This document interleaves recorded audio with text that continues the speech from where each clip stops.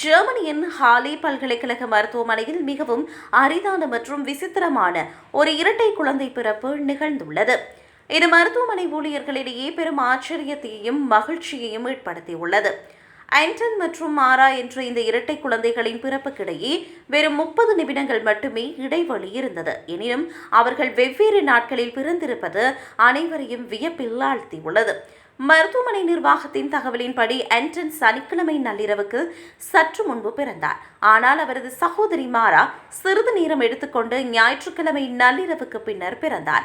அதிர்ஷ்டவசமாக பிரசவத்தில் எவ்விதமான சிக்கல்களும் ஏற்படவில்லை எனவும் தாயும் சேய்களும் நலமாக இருப்பதாகவும் மருத்துவர்கள் தெரிவித்தனர். மருத்துவமனையின் தலைமை செவிலியரான நிக்கோல் ரோஸ்டல்ஸ்கியின் தகவலுக்கு அமைய இரட்டை குழந்தைகள் வெவ்வேறு நாட்களில் பிறப்பது மிகவும் அரிய நிகழ்வாகும்.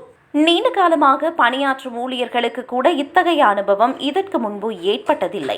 எதிர்காலத்தில் ஆண்டன் மற்றும் மாரா தங்கள் பிறந்த நாளை எவ்வாறு கொண்டாடுவார்கள் என்ற கேள்வி எழுந்துள்ளது. அவர்கள் இருவரும் எந்த நாளை தேர்ந்தெடுப்பார்கள் என்பதனை பொறுத்து தீர்மானிக்கப்படும் என்பது குறிப்பிடத்தக்கது.